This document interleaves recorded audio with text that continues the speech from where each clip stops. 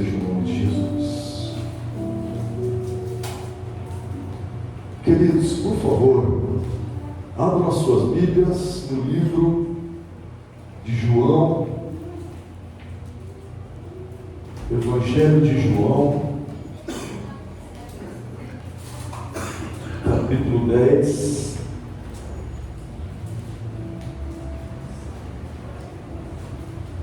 e versículo 10. João, capítulo 10, versículo de número 10. Glória a Deus. Glória a Deus.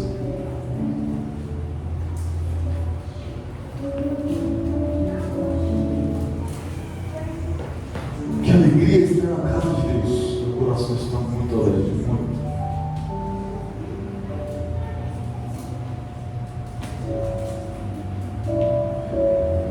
Nunca se esqueça, cada vez que você vier para a casa de Deus, ou cada vez que você se propor a ouvir uma pregação, no seu coração, não fique só ali pensando, eu acho que eu vou aprender alguma coisa.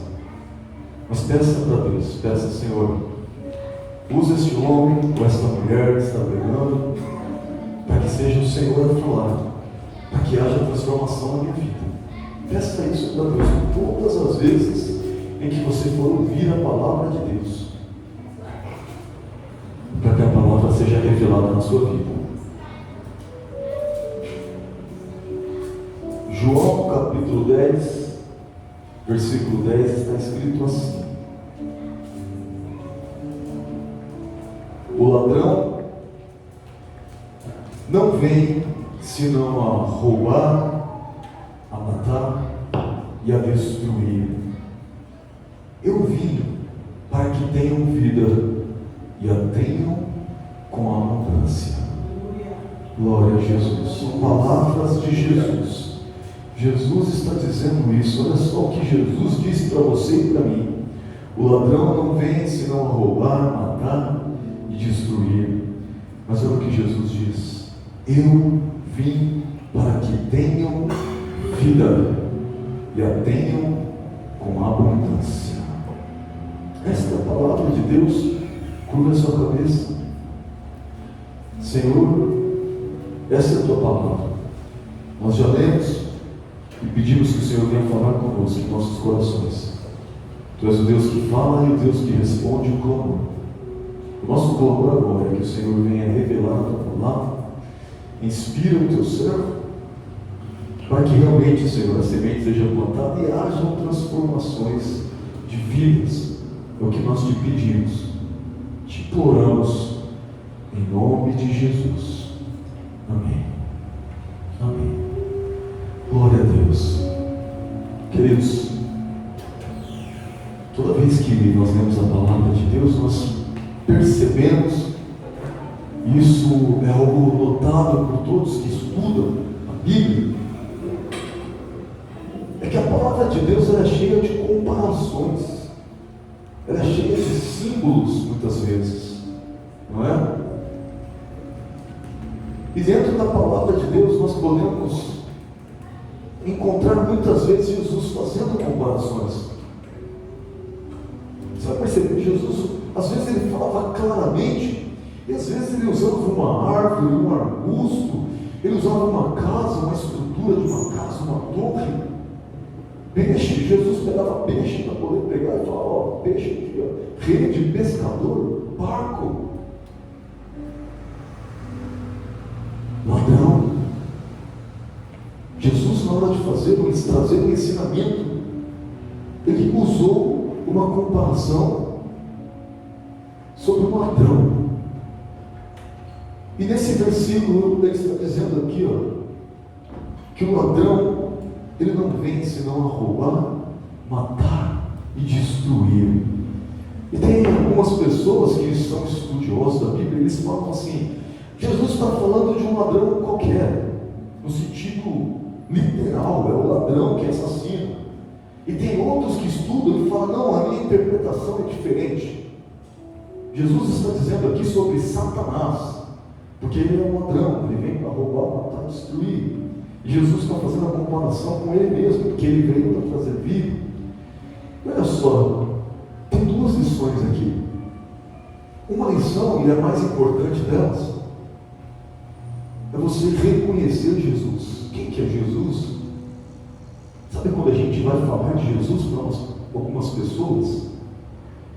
E o Senhor me deu a oportunidade de falar de Jesus para algumas pessoas que estavam com crucifixo.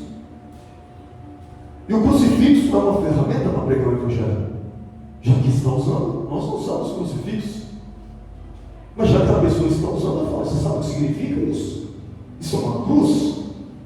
Você sabe o que significa a história, Jesus, a morte na cruz? Vamos falar sobre isso, já que você tem.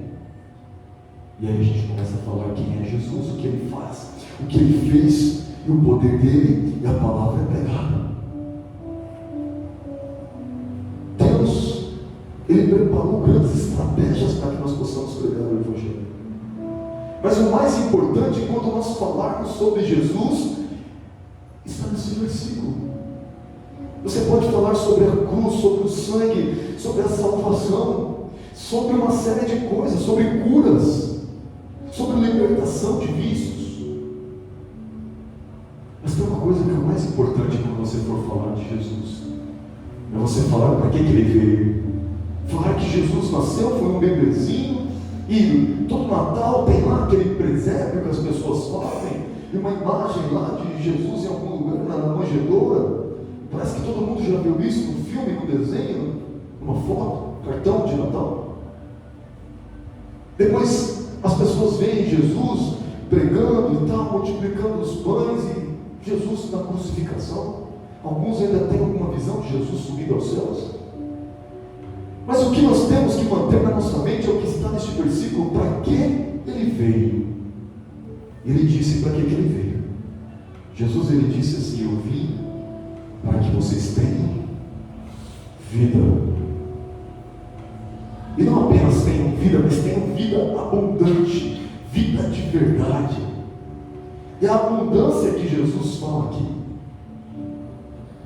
ela significa algo que não tem fim. É uma abundância que não pode ser medida. Ele está falando sobre a vida eterna. Então, se você for traduzir este versículo e falar: Senhor, para que o Senhor veio? Jesus vai dizer assim: eu vim para que vocês tenham vida. Sabe o que acontece com todos vocês que aqui estão? Desde a criancinha mais jovenzinha, bebê de colo, até o mais idoso, todos nós que estamos aqui, nós estamos sujeitos a uma coisa chamada morte. A gente olha para aqui em 2025, e se Jesus não voltar, ou mesmo que ele volte, em 2135, é muito provável que não tenha nenhum de nós aqui. Nenhum. Todos já passamos, agora tem outra geração. No ano de 1025, ou 1925, que há 100 anos atrás, estava algum púlpito em algum lugar, algum pastor pregando, alguma igreja ouvindo. Essa palavra estava sendo pregada, e todos eles desapareceram, não estão mais aqui. Morreram. Jesus olha para a gente e fala: esse ser humano morre. Mas ele não criou a gente assim. Quando o Pai veio e criou, soprou um fôlego de vida e fez todas as coisas através da sua palavra, e a palavra dele é o verbo vivo. O haja de Deus, quando Deus diz haja, e através da sua palavra tudo se fez. A palavra de Deus é o verbo de Deus, é Jesus. Ele que cria tudo, enquanto Deus fala. E a sua vida e a minha vida foi criada assim. Mas quando ele fez o homem e a mulher para ser sua família, para ser filho, para ter um relacionamento com ele, ele não criou para morrer. Ele criou para ser eterno, assim como ele é eterno. Mas para ter vida é necessário ter uma aliança, é necessário ter um pacto. E ele fez um pacto com o ser humano. Não quebre o pacto e você vai viver para sempre. Não quebre a aliança que nós temos. de pai e filho, de pai e filha, e vocês vão viver para sempre. Mas lamentavelmente, nós quebramos a aliança, quebramos o pacto, e agora a morte reinou, matou Eva, matou Adão, e todos até hoje estão aqui. Nós estamos sujeitos a descer à sepultura também. Mas Jesus não se conformou com isso. Sabe o que ele fez? Ele disse assim: eu estou aqui, eu vim nessa terra com um propósito, eu vim para que vocês tenham vida, mas não é uma vida boa aqui na terra que vocês vão curtir, não, é muito mais, é vida, e vida em abundância, é vida eterna, é vida para sempre, é a vida que vocês perderam quando quebraram a aliança. Mas como, Senhor? Como é que eu, Alexandre, vou ter uma vida que um dia eu tinha, mas eu perdi porque eu quebrei a aliança, eu pequei? E aí Jesus diz assim: eu tenho uma nova aliança. A aliança antiga foi quebrada, mas é uma nova aliança. Nessa nova aliança, vocês pecaram, nós pecamos, mas Ele quem pagou o preço da morte. Pecado gerou morte, mas o nosso pecado gerou a morte em Jesus. Ele levou sobre si os nossos pecados, pagou o preço. E agora quando a gente olha: Senhor, para que o Senhor veio? O que significa essa morte na cruz, esse sangue derramado, essa santa ceia que nós vamos participar e dizer: é o sangue do Senhor, é o corpo do Senhor, o corpo que ficou na cruz, corpo de um defunto. Está ali o corpo de alguém, então morreu. Jesus morreu. E para que foi isso?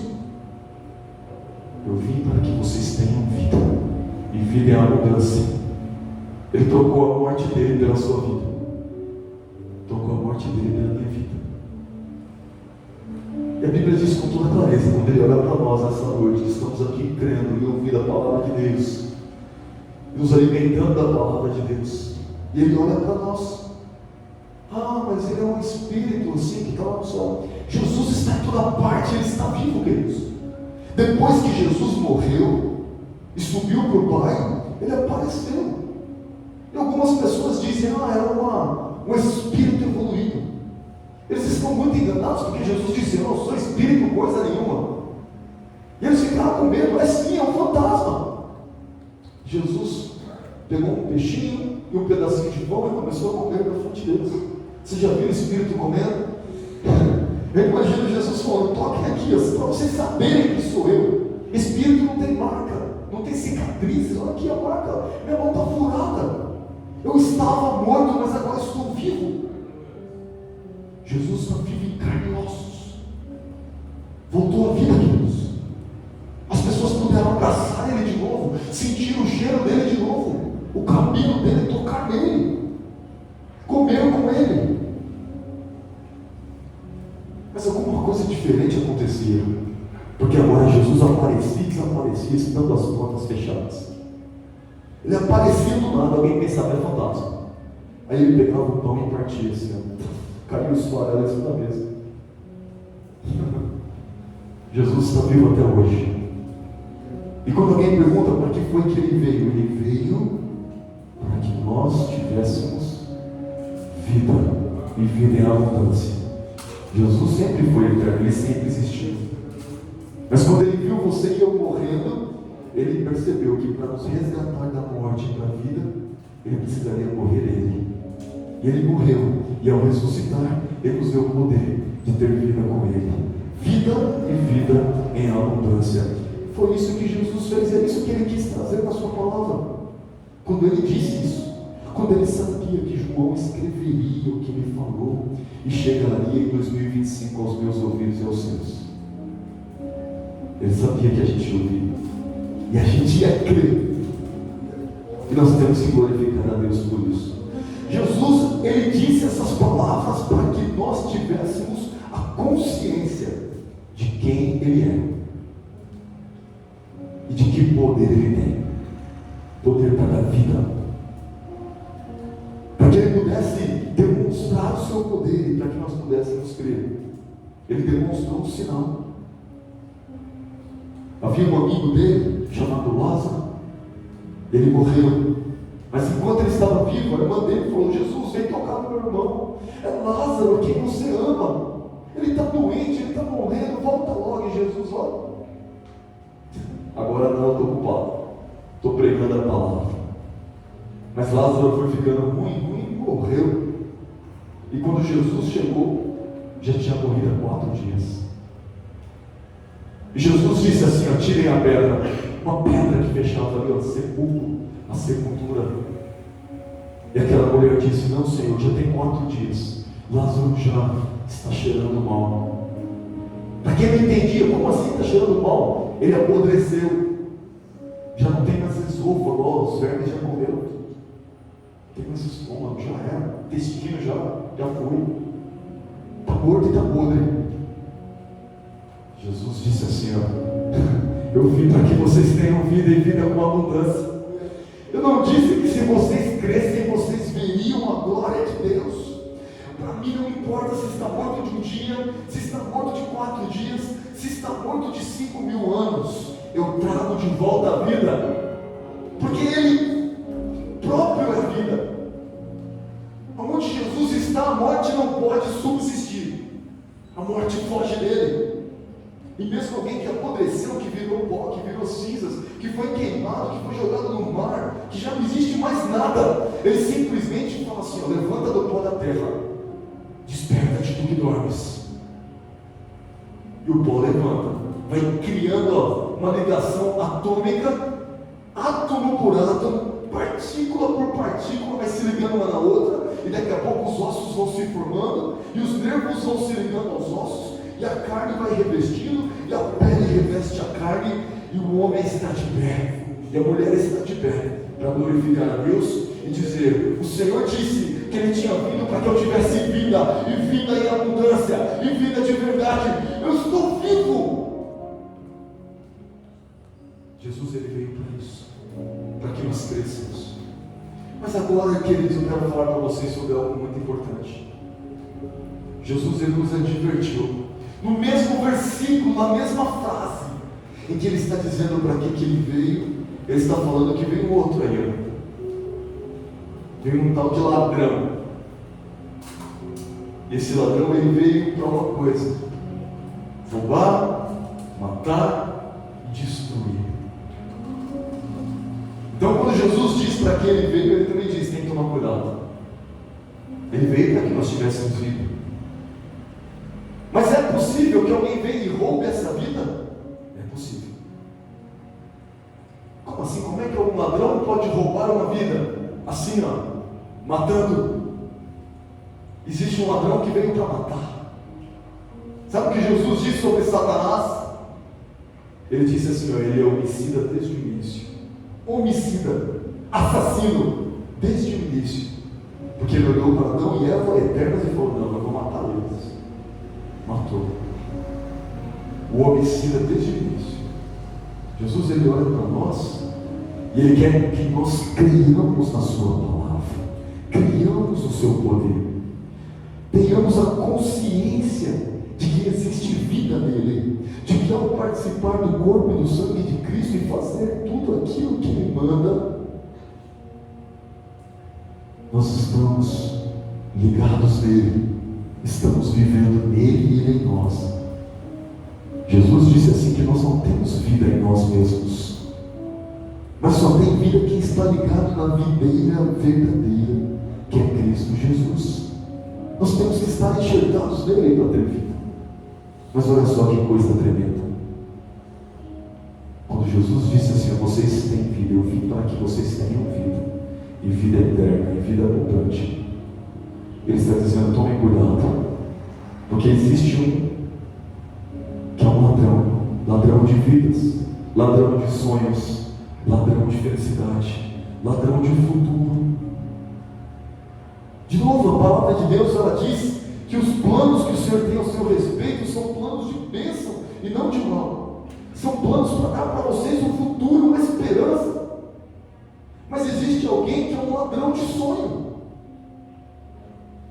É Satanás. Existe alguém que é um ladrão de vidas. Ele rouba vidas. Então o alerta é para que depois que nós recebemos Jesus, depois que nós sabemos a vida que Ele nos tem dado, depois que nós passamos a viver a maravilha do Evangelho, a maravilha do servir a Deus, a maravilha da entrega, da adoração, de poder se prostrar, não só na igreja aqui, cantando, se alegrando, mas em casa, sozinho, dobrar os joelhos, colocar o rosto na parede, assim, e dizer: Jesus, Senhor, eu te adoro, eu te bendigo, eu te louvo. É bom te adorar, é bom te servir. Nós experimentamos coisas boas da parte do Espírito de Deus, que nos concede esta vitória. Depois que nós temos a consciência de Cristo, e de que nós estamos vivos através dele, a nossa vida ela não tem fim, porque Jesus disse assim, aquele que crê em mim, como dizem as Escrituras, do seu interior fluirá um rio de águas vivas, que jorra para a vida eterna. Olha só o que está escrito. Se existe uma coisa que flui de dentro de mim, que jorra de dentro de mim e jorra para a vida eterna, a palavra está dizendo que eu sou eterno. Jesus disse assim: quem crê em mim, ainda que esteja morto, viverá. E Jesus disse mais: quem crê em mim, nunca morrerá. Olha, irmãos, para crer nisso tem que ser crente muito fiel, crente que tem revelação da palavra de Deus. Porque você acredita que não pode mais morrer. Ainda que alguém venha e mate a sua carne, você fala: não é nada, isso é igual uma roupa, mas me matar não tem como. Eu vivo com Cristo, eu sou eterno como Ele é eterno. Mas nós temos que analisar que a palavra de Deus está trazendo para a gente uma ensinação, uma ilustração e um ensino que envolve consciência. Consciência de que existe um ladrão e consciência de que existe Cristo para trazer o livramento. Quando a gente olha para a nossa vida e percebe aqui na terra que as pessoas são roubadas, quando você vê alguém vivendo nas drogas, caído, na cracolândia, nas cadeias, nas enfermidades dos hospitais, algo foi roubado da humanidade, a saúde, famílias destruídas, foi roubado a família. Agora eu quero que você imagine uma coisa, você que está aqui na igreja, imagina só se eu dissesse para você, e eu vou dizer isso, que é possível que você esteja sendo roubado. Eu tenho certeza que se eu pegasse a conta bancária de cada um de vocês e falasse: tem alguém aqui que está todo, mês após mês, sugando dinheiro da sua conta, já faz muitos e muitos anos, desde que você abriu a conta, é uma fortuna que foi tirada, e você não percebeu, você ia ficar muito bravo, você ia ficar louco, você ia querer de volta, ia falar: não, eu vou dar um jeito de pegar isso de volta, eu vou protestar, porque você descobriu que estava sendo roubado. Só que a palavra de Deus está dizendo aqui que tem um ladrão que rouba o tempo todo, e talvez ele esteja te roubando até você sendo crente. Sabe como é que Satanás faz para roubar crente? Ele distrai. Aqui na terra está cheio de distrações, e quando a gente tira o foco de Deus, tira o foco da palavra, tira o foco da essência daquilo que Jesus disse, e começa a olhar para um lado, para o outro, para as coisas que a gente nem deveria considerar, a gente considera aquilo e dá foco naquilo que não era para dar. Satanás começou a nos roubar. Ele está roubando a nossa atenção. Aquela atenção que era para você olhar para Deus, você começou a olhar para outra coisa. Seja para as distrações que tem nas mídias, na internet, no dia a dia, em pessoas, seja para sentimentos e emoções, revoltas. Você olha para a terra e está sempre revoltada, não concorda, e nada presta para mim. Satanás está roubando, ele está vindo e roubando, igual alguém que suga assim, a pessoa. Pessoas que não são roubadas por Satanás são pessoas que têm plena paz em Cristo Jesus. Elas respiram diferente, elas falam: nossa, que paz, que alegria. Como eu vou estar assim? Não, mas está passando por luta e dificuldade, fala: amém. Eu choro às vezes, mas depois a alegria vem de novo. dificuldades, às vezes tristeza, mas depois a alegria sempre volta, a paz sempre volta. Esse Satanás não consegue roubar. Mas quando a pessoa vive perturbada, tem alguma coisa, eu não estou bem, e não fica bem de jeito nenhum, é porque Satanás está roubando.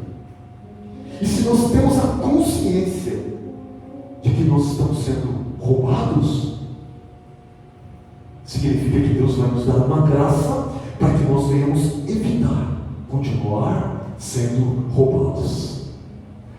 O Senhor dá um flash na nossa mente, Ele abre os nossos olhos, faz-nos perceber que estamos sendo subtraídos, roubados, furtados. Ele faz-nos perceber o ladrão e fala: agora aqui não, aqui você não rouba mais, na minha casa você não entra mais, na minha família você não entra mais, na minha vida você não entra mais, na minha mente você não entra mais, porque eu vou blindar a minha mente com o capacete da salvação, e agora você não entra mais. Eu vou blindar o meu corpo e me proteger com o escudo da fé, aqui você não entra mais. Eu vou combater na ofensiva com a espada de fogo, que é a palavra de Deus, a espada do Espírito, que é a palavra de Deus. Vem para perto, Satanás, para você ver se você não vai voar na espada. E a espada é a palavra. Mas se eu não medito, eu não aprendo, eu não estudo a palavra, eu vou lutar como? Você não tem ofensiva. A única coisa que derrota Satanás é a palavra de Deus. E quando ele vem contra você, usa a palavra. Jesus disse isso, cai por terra, Satanás. E agora ele não consegue roubar. O ladrão vem para roubar, para matar, destruir. Mas você começou a se unir, a sua mente foi protegida pela salvação. A sua mão você está trazendo, em uma mão o escudo da fé, na outra mão a espada da palavra de Deus e do Espírito de Deus. Na sua cintura está o cinto da verdade. Então você percebe que você não se deixa mais enganar, porque Satanás ele é mentiroso. Jesus ele disse, é o pai da mentira. Sabe o que acontece comigo quando alguém fala? Às vezes um colega chega e fala para mim: Alexandre, vem cá, nós vamos contar uma historinha aqui para o nosso chefe. Como é que é? Não, vem, vamos alinhar aqui o que a gente não. Eu falo: não vai dar não. O que é? É que eu só posso dizer a verdade. E se por um deslize eu não disser a verdade, eu vou pedir perdão para Deus, mas eu vou voltar lá e falar: ó, a verdade é essa daqui. É a Bíblia que me ensinou, meu amigo, eu não brinco com essas coisas não. Você pode brincar se quiser, eu não. Se eu for esconder alguma coisa de alguém, eu ia tentar esconder de Deus, mas Deus não vai esconder nada. Então é só verdade na minha vida. Olha, Deus olha para você e está com o cinto da verdade. O lombo está cingido com a verdade. O seu tórax está com a couraça da justiça.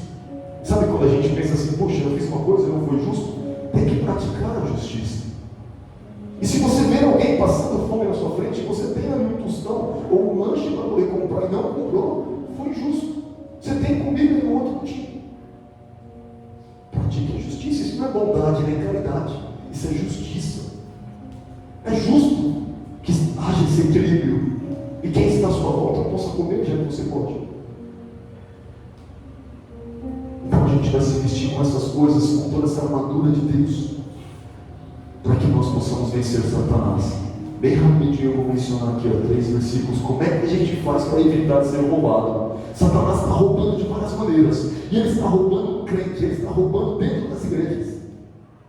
Porque o crente não tem a consciência de que está sendo roubado. Cada vez que tem uma coisa ruim acontecendo na sua vida, sua paz foi embora, sua felicidade foi embora, ele está roubando. E é hora de você se defender. Como evitar ser roubado? Primeira passagem está em Marcos 13:33. E a palavra de Deus vai ensinar assim, ó: para que a gente possa evitar ser roubado, nós temos que vigiar e nós temos que orar. Vigiar e orar. Primeiro tem que vigiar, para depois orar. Ora, parece fazer tanto sentido isso, não é? Porque se o ladrão vai vir, mas se tiver alguém vigiando, ora, o ladrão não consegue entrar, não é?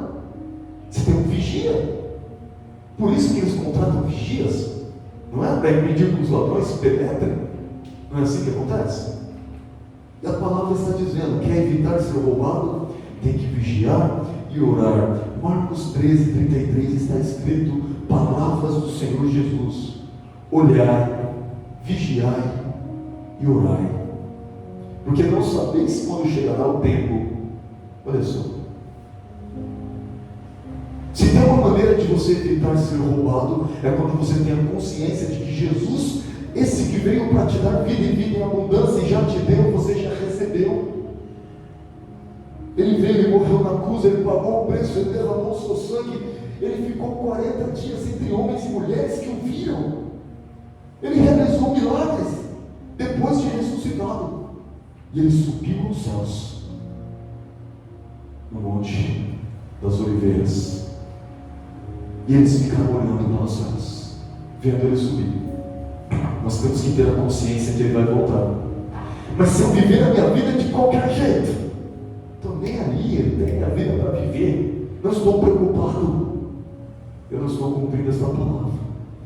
Porque olhai, vigiai e orai, porque não sabeis quando chegará o tempo. Ele está dizendo o tempo em que ele volta. Porque agora, no sentido diferente, Jesus diz assim, que ele vem como um ladrão. O ladrão, ele vem na hora que ninguém espera. E do mesmo jeito que ele fala vigia, para que o ladrão entre na sua casa, ele também diz vigiai e orai, porque não sabeis o tempo em que o noivo vai chegar, em que Cristo vai voltar para buscar a igreja. Olhai, vigiai e orai, senão vai ser pego desapercebido. E olha só o 34.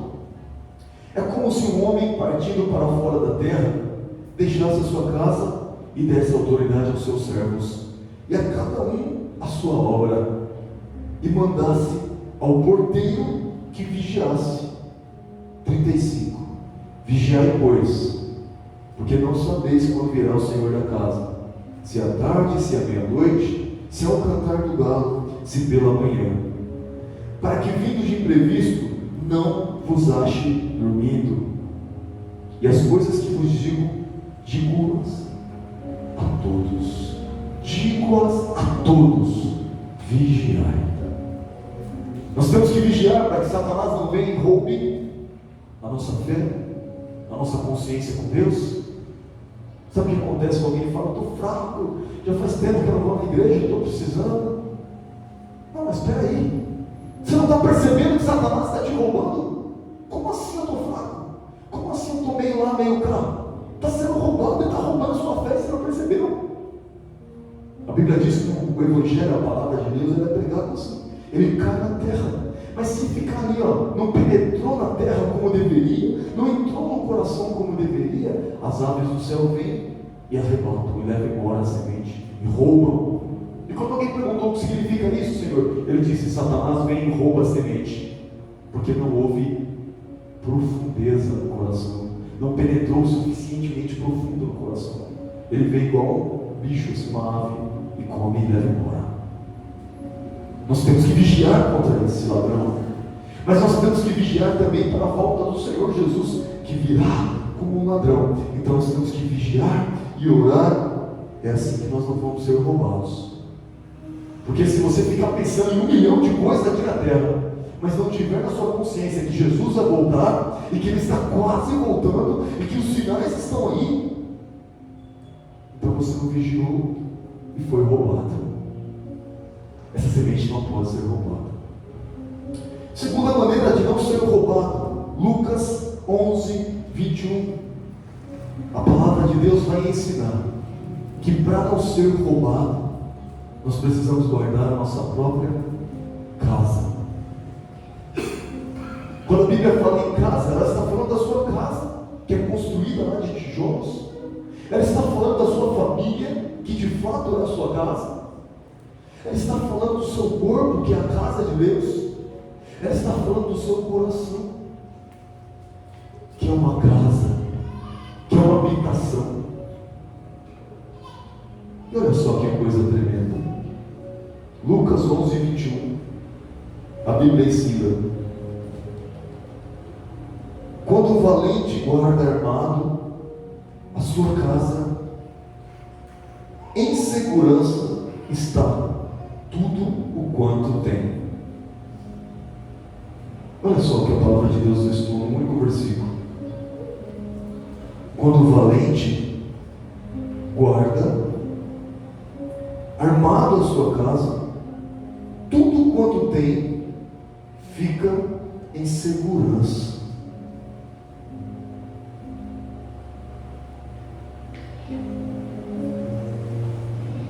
Essa mesma palavra diz assim, ó, que se vier porém outro mais forte do que ele vence e tira a sua armadura, em que confiava, e reparte os seus bens. Você precisa guardar a sua casa. O grande segredo para que você não seja roubado: você guarda o seu coração, você guarda e protege a sua casa, a sua família, contra o ladrão. Quando você perceber que está tendo uma contenda na sua casa, você percebe que a paz está sendo roubada, e aí você vai e fala: ladrão, aqui não. E começa a orar, e começa a jejuar, começa a buscar, começa a defender, começa a se vestir da armadura e fala assim: eu vou defender a minha casa. E você consegue defender, e tudo que você tem guardado dentro de você e na sua casa fica em segurança. Mas a Bíblia diz no versículo seguinte assim, ó: a não ser que venha o mais valente do que ele, porque daí esse vence ele, nocauteia ele, quebra e toma sua armadura, em que ele confiava, e reparte todos os seus bens. De modo que você, para conseguir defender a sua casa, para conseguir guardar a sua casa, você precisa estar fortalecido, você precisa estar firme. A palavra de Deus faz essa comparação. Se você continuar a estudar a palavra do Senhor, você vai perceber que a referência que Jesus está fazendo nessa palavra, em relação a uma casa onde pode habitar demônios. Sabe o que acontece quando alguém vem para a igreja e fala: eu não sou batizado com o Espírito Santo, eu nem sequer tenho o Espírito Santo? Isso é uma coisa muito grave, terrível, porque uma casa vazia é uma casa propensa a ser habitada por Satanás. Nós precisamos ter a certeza: não, Deus habita em mim, eu acredito em Jesus, eu acredito nele, eu falo nele, eu vivo dele, para ele, ele habita em mim, o Espírito Santo está dentro de mim. E se eu não sei, eu estou na dúvida se ele está, já começa a convidar: o Espírito de Deus habita no meu coração, habita no meu interior, e nós somos guardados. Nós somos guardados, porque se nós ficarmos vazios, a casa não estará mais guardada, a casa não estará mais protegida, e aquele que vem para roubar, matar e destruir, ele vem e faz o maior estrago. Então, queridos, guarde a sua casa. Depois que você aprendeu que você precisa orar e vigiar, você sabe que você tem que fazer isso para guardar a sua casa. Ore, medite na palavra de Deus, vigie, jejue, busque, esteja firme na casa do Senhor, na família de Deus, e guarde a sua casa, guarde seus filhos, sua família, e guarde o seu interior. O último versículo está em 1 Coríntios 2,14. E a Bíblia vai ensinar assim, que para você poder evitar que o ladrão te roube, é necessário uma coisa muito importante: você precisa ser espiritual. Sabe quando alguém fala assim: eu sou crente, mas eu sou muito espiritual, eu sou um crente cheio de filosofia, entendo muito da palavra de Deus, mas não tenho nenhuma experiência espiritual, não acredito em nada que seja espiritual, nem em línguas, nem em manifestação do poder de Deus, nem em sonhos, nem em revelações. Então, eu sou crente, mas o negócio de espiritual não é comigo não. Então nós estamos vulneráveis ao ladrão vir e roubar a nossa fé, roubar aquilo que Deus tem para nós. E ele vem e rouba mesmo, e mata a pequena sementinha, sabe, uma faísquinha de chama que ainda existia, uma pequena chama do Espírito Santo que ainda não tinha se apagado. Ele vem e rouba o som, tira do seu coração. Ele espanta o seu coração, porque ele te cria uma frieza e a chama se apaga. Então nós temos que ser espirituais, do contrário nós nem teremos poder para guardar a nossa casa espiritual, que é a nossa própria vida, e nós nem poderemos vigiar e orar da maneira que Jesus nos disse para fazer. Olha só o que é ser espiritual, 1 Coríntios 2,14. Ora, o homem natural não compreende as coisas do Espírito de Deus, porque lhe parecem loucura. Você quer saber se você é natural ou espiritual? Quando você começa a ouvir falar de coisas espirituais que acontecem na terra até hoje, manifestações do Espírito Santo que estão em toda parte até hoje, e você fala, isso é loucura. A Bíblia já está falando a seu respeito.